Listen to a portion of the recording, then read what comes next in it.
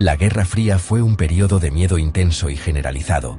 Los Estados Unidos y la Unión Soviética estaban inmersos en una lucha silenciosa y global. No fue una guerra librada con ejércitos tradicionales en campos de batalla abiertos. En cambio, fue una batalla de espías, propaganda y supremacía tecnológica. Cada bando buscaba desesperadamente una ventaja sobre el otro, creyendo que su propia supervivencia estaba en juego. Esta atmósfera de paranoia y sospecha permeó todos los niveles del gobierno, especialmente las agencias de inteligencia. Los líderes estaban convencidos de que el enemigo estaba desarrollando armas no convencionales y se sintieron obligados a hacer lo mismo, sin importar el costo. Esta intensa rivalidad dio origen a algunos de los programas gubernamentales más secretos y perturbadores de la historia moderna. La Agencia Central de Inteligencia, o CIA, estaba en la primera línea de esta guerra clandestina. Sus líderes escucharon informes preocupantes sobre técnicas soviéticas, chinas y norcoreanas para lavar el cerebro a prisioneros de guerra estadounidenses. Creían que se podían crear agentes enemigos mediante el control mental, convirtiendo a ciudadanos leales en asesinos o espías involuntarios. El temor era que los Estados Unidos se estaban quedando atrás en un área crítica de la guerra de inteligencia, una llamada brecha en la guerra cerebral que podría resultar fatal para la seguridad nacional. En respuesta a esta amenaza percibida, la CIA decidió que necesitaba su propio programa de control mental. No podía permitirse ser superada. El director de la agencia, Allen Dulles, era un ferviente anticomunista que creía que los tiempos extraordinarios exigían medidas extraordinarias. Autorizó la creación de un proyecto ultrasecreto el 13 de abril de 1953. A este programa se le dio el nombre en clave MK-Ultra. Su misión era simple pero aterradora: explorar todos los métodos posibles para controlar la mente humana. El proyecto operaría en las sombras más profundas, lejos de la vista del público y con casi ninguna supervisión del Congreso o del presidente. La justificación de MK-Ultra se basó enteramente en el contexto de la Guerra Fría. La agencia argumentó que era una necesidad defensiva.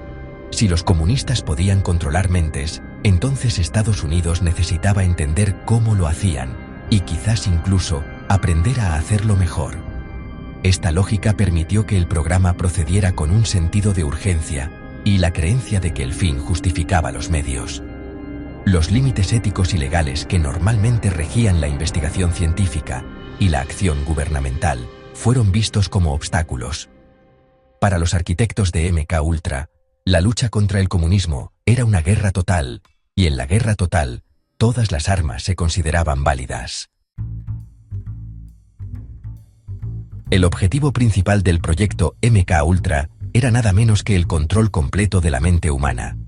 La CIA quería descubrir si era posible manipular el comportamiento, los pensamientos y las lealtades de un individuo contra su voluntad. Buscaban el santo grial del espionaje, un método para crear un espía perfecto o un asesino programable. El programa tenía como objetivo desarrollar técnicas que pudieran obligar a las personas a revelar sus secretos más profundos durante los interrogatorios. También exploró formas de desacreditar a líderes extranjeros haciéndolos comportarse de manera errática en público. El alcance de su ambición era vasto y profundamente inquietante. Los funcionarios de la agencia imaginaron un mundo donde ellos tenían las llaves de la conciencia humana. Querían poder borrar recuerdos o implantar nuevos. Investigaron formas de inducir amnesia para que un agente pudiera llevar a cabo una misión y no tener ningún recuerdo de ella después. Otro objetivo era crear lo que llamaron un candidato manchuriano, una persona que pudiera ser programada para realizar un acto, como un asesinato, en un momento posterior, cuando fuera activada por una palabra o señal específica. Esta persona parecería completamente normal hasta que se activara, lo que la convertiría en el arma encubierta perfecta, indetectable e innegable. Además, el proyecto buscaba desarrollar sueros de la verdad que fueran 100% efectivos. Las drogas existentes no eran fiables, pero los científicos de MK-Ultra creían que con suficiente investigación podrían encontrar un compuesto químico que hiciera que cualquiera dijera la verdad. También exploraron lo opuesto, sustancias que pudieran hacer que una persona dijera mentiras creíbles o resistiera incluso el interrogatorio más intenso. El programa era una moneda de dos caras, centrado tanto en extraer información como en protegerla. El premio final era la previsibilidad y el control total sobre el comportamiento humano, convirtiendo a las personas en instrumentos del Estado. Esta búsqueda de control se extendió más allá del espionaje. MKUltra también exploró métodos para la manipulación masiva. La CIA se preguntó si era posible influir en los pensamientos y acciones de grandes grupos de personas, o incluso poblaciones enteras. Podrían usar productos químicos, sugestión psicológica u otros medios para desestabilizar un gobierno extranjero o sofocar la disidencia en casa. Los objetivos del proyecto no eran solo controlar individuos, se trataba de dominar el arte de la manipulación social y política a gran escala. Cada aspecto de la vulnerabilidad humana fue visto como una posible vía de explotación en nombre de la seguridad nacional. Para lograr sus objetivos, MKUltra empleó una amplia y horrible variedad de métodos. El más famoso de ellos fue el uso de drogas. Los científicos del programa estaban particularmente interesados en la dietilamida del ácido lisérgico, o LSD. Creían que este potente alucinógeno podía destrozar el ego humano y romper la resistencia psicológica, haciendo que la mente de una persona fuera vulnerable a la sugestión.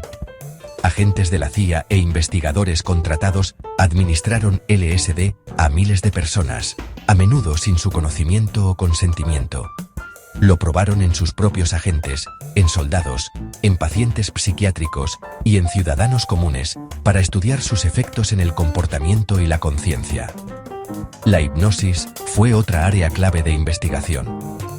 Los científicos de MKUltra intentaron combinar la hipnosis con drogas para crear un estado de control más poderoso. Experimentaron con la hipnosis para hacer que las personas realizaran acciones complejas o revelaran información sensible. El objetivo era ver si podían crear un trance hipnótico tan profundo que una persona seguiría cualquier orden, incluso si violaba su código moral. También exploraron la privación sensorial, colocando a los sujetos en habitaciones oscuras e insonorizadas durante días para romper su sentido de sí mismos y hacerlos más susceptibles a la manipulación. El programa también se adentró en técnicas aún más extremas. Los investigadores estudiaron los efectos de la terapia de electroshock, no con fines terapéuticos, sino como una herramienta para borrar recuerdos y crear una pizarra en blanco, sobre la que se pudieran escribir nuevos comportamientos. Experimentaron con paralíticos, sustancias que inmovilizarían a una persona físicamente mientras dejaban su mente completamente consciente. Esto creaba un estado de terror y desamparo absolutos, que creían que podría ser útil en los interrogatorios. El abuso psicológico, el acoso verbal y la humillación sexual también se utilizaron como herramientas para quebrantar la voluntad de una persona. Todos estos experimentos se llevaron a cabo con una impactante falta de consideración por el bienestar de los sujetos. El principio fundamental del consentimiento informado, una piedra angular de la investigación ética, fue completamente ignorado. Las personas eran drogadas en sus casas, en bares y en burdeles establecidos por la CIA. Fueron sometidos a tormento psicológico sin entender lo que les estaba sucediendo. Los métodos de MKUltra no eran solo experimentos científicos, eran actos de tortura, llevados a cabo por una agencia gubernamental contra su propia gente y otros, todo oculto bajo el manto de la seguridad nacional. Sección 5. La red de complicidad, instituciones e individuos. El proyecto MKUltra no fue obra de unos pocos agentes deshonestos actuando solos. En realidad, fue una empresa en expansión que, dependió de una vasta red de colaboradores. La CIA canalizó dinero en secreto a través de organizaciones fachada, como la Sociedad para la Investigación de la Ecología Humana, para financiar investigaciones en prestigiosas universidades, hospitales y centros de investigación. En total, estuvieron involucradas 80 instituciones, incluyendo algunos nombres bastante reconocidos como la Universidad de Harvard, la Universidad de Columbia y la Universidad de Stanford. Estas respetadas instituciones daban un aire de legitimidad al programa, incluso mientras sus investigadores realizaban honestamente experimentos profundamente poco éticos en nombre de la CIA. Muchos individuos prominentes fueron actores clave en esta red. El programa fue supervisado por el Dr. Sidney Gottlieb, un químico brillante pero despiadado que dirigió el personal de servicios técnicos de la CIA. Gottlieb fue el corazón de MK-Ultra, aprobando personalmente sus experimentos más extremos e incluso participando en algunos de ellos, incluyendo, por ejemplo, el envenenamiento de Frank Olson. Estaba impulsado por la ferviente creencia de que estaba sirviendo a su país y persiguió el objetivo del control mental con un celo casi religioso, mostrando poca preocupación por el costo humano de su trabajo. Sus acciones le valieron el sombrío apodo de el envenenador en jefe. En el ámbito académico, respetados médicos y psicólogos prestaron su experiencia al proyecto. Uno de los más notorios fue el Dr. Ewen Cameron, un célebre psiquiatra que fue presidente tanto de la Asociación Psiquiátrica Americana como de la Mundial. En el Instituto Allen Memorial, en Montreal, Canadá, Cameron llevó a cabo experimentos brutales para la CIA bajo el subproyecto MK-Ultra 68. Utilizó una técnica que llamó conducción psíquica, sometiendo a los pacientes a terapia de electroshock a niveles extremos, comas prolongados inducidos por drogas y bucles de audio interminables de frases repetidas. Su objetivo era borrar sus mentes y reconstruir sus personalidades. La complicidad se extendió profundamente en el gobierno y el ejército. Altos funcionarios de la CIA, incluidos el director Allen Dulles y su adjunto Richard Helms, conocían y aprobaron el programa. Lo protegieron del escrutinio y se aseguraron de que tuviera la financiación necesaria para continuar su trabajo. El ejército también colaboró, proporcionando soldados como sujetos de prueba e instalaciones de investigación para los experimentos. Esta participación generalizada en la academia, la medicina y el gobierno creó un poderoso sistema de secretismo que permitió que MK-Ultra operara durante más de una década sin ninguna responsabilidad pública. Durante 2 décadas, MK-Ultra operó en total secreto. La existencia del programa solo comenzó a salir a la luz a mediados de los años 70, durante un periodo de intensa desconfianza pública en el gobierno de los Estados Unidos después de la Guerra de Vietnam y el escándalo Watergate.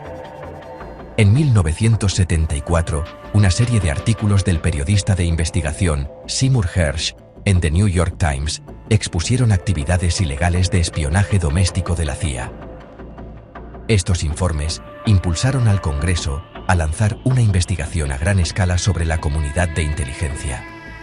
Esto llevó a la creación de 2 comités importantes, el Comité Church en el Senado y el Comité Pike en la Cámara. Las investigaciones se enfrentaron a un obstáculo importante.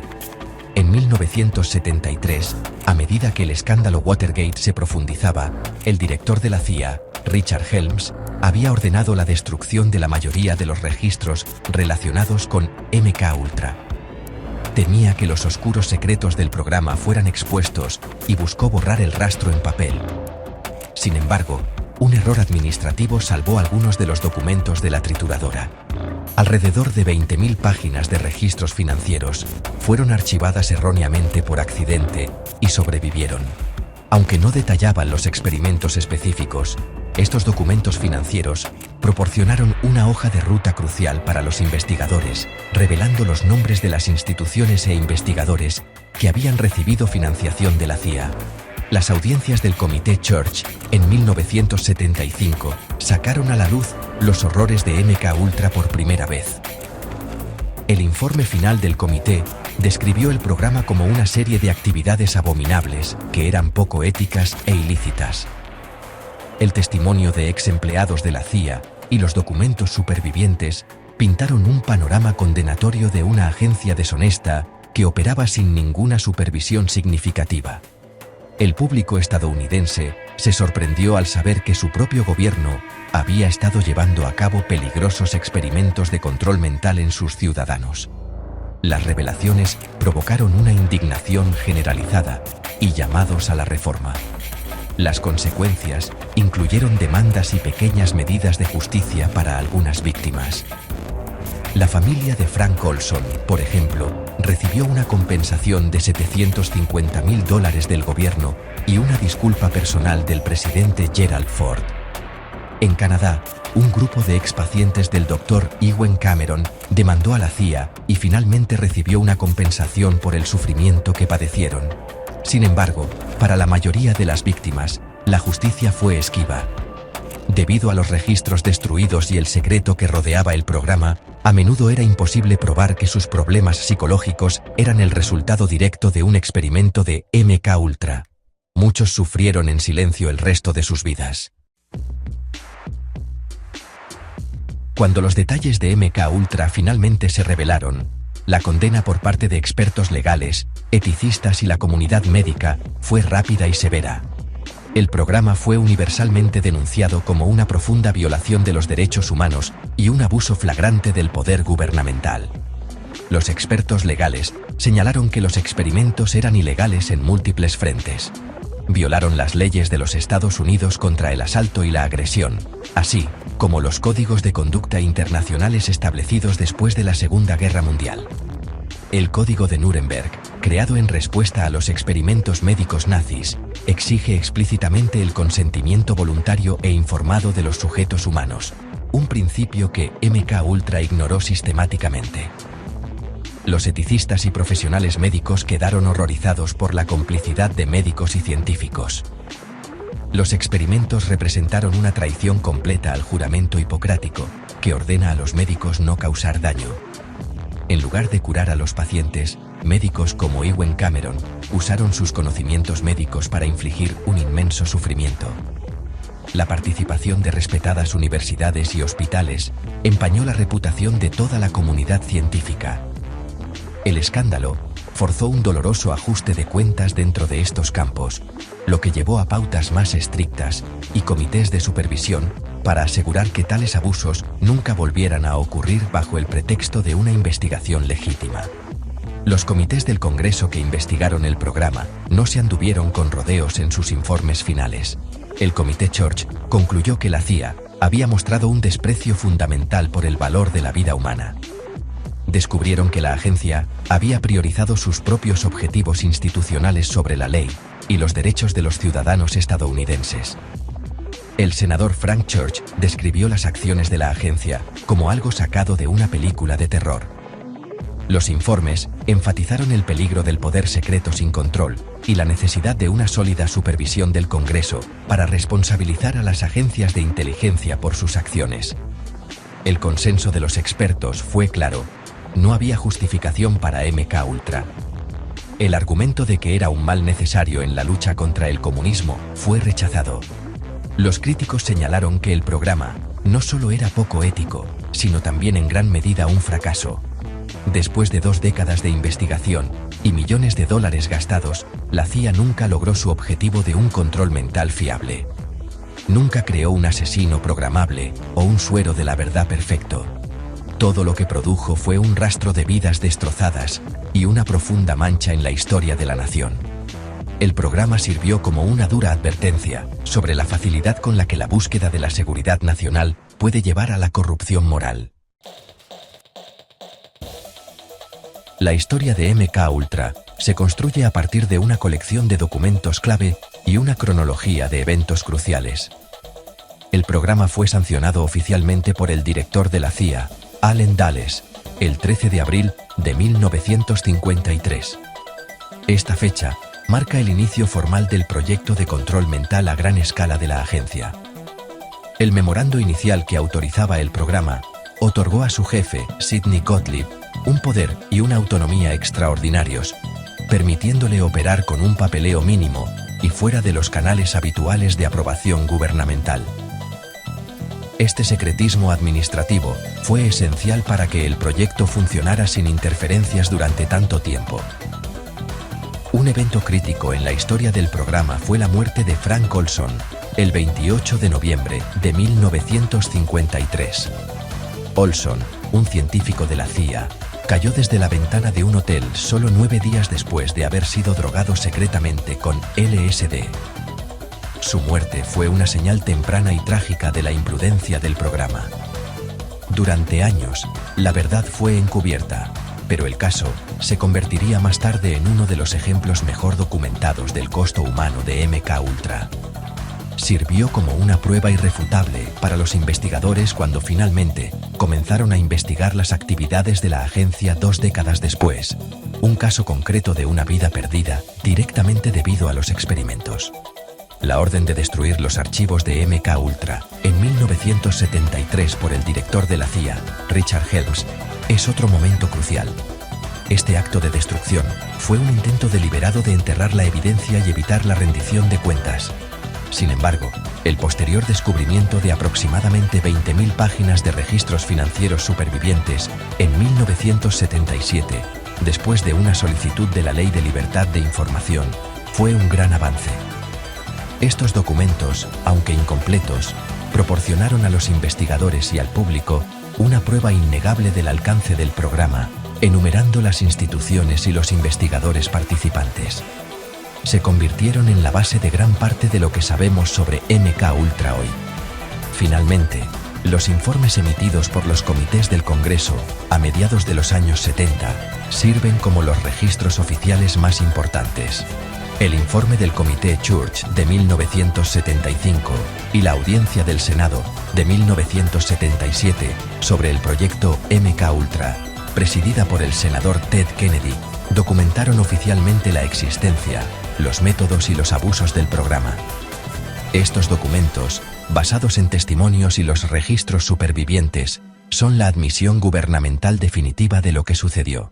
Confirmaron los peores temores sobre el programa y llevaron directamente a cambios legales y legislativos, incluida la Ley de Supervisión de Inteligencia de 1980, diseñada para fortalecer el control del Congreso sobre las operaciones encubiertas. La historia de MKUltra es más que un capítulo oscuro en la historia de la Guerra Fría. Es una lección poderosa y duradera sobre los peligros del secretismo gubernamental sin control y el abuso de poder.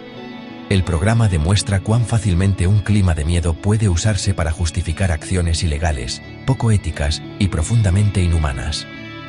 Cuando se permite que una agencia gubernamental opere en las sombras, sin rendir cuentas al público o a sus representantes electos, el potencial de un abuso catastrófico se vuelve casi inevitable.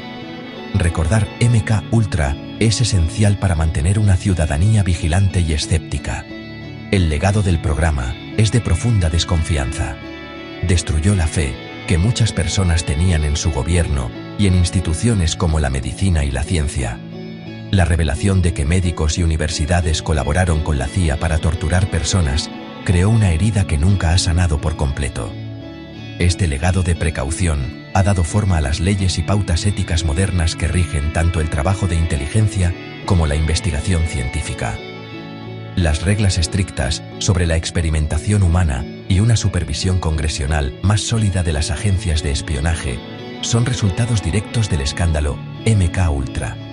Estas reformas se construyeron sobre las cenizas de los fracasos del programa. Hoy, el término MKUltra se ha convertido en una abreviatura cultural para la conspiración gubernamental y el control mental. Si bien a veces aparece en ficción sensacionalista, su historia real es mucho más inquietante que cualquier novela.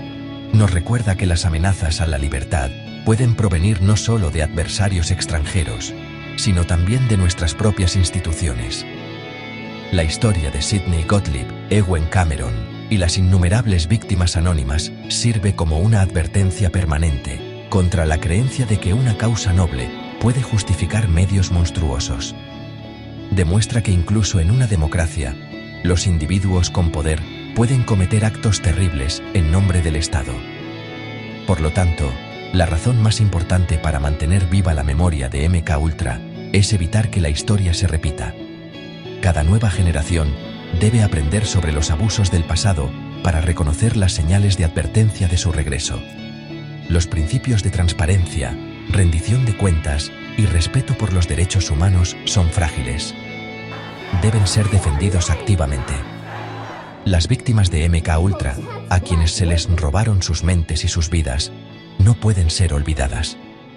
Su sufrimiento debe servir como un recordatorio constante de que el ejercicio secreto del poder es una amenaza para la libertad de todos.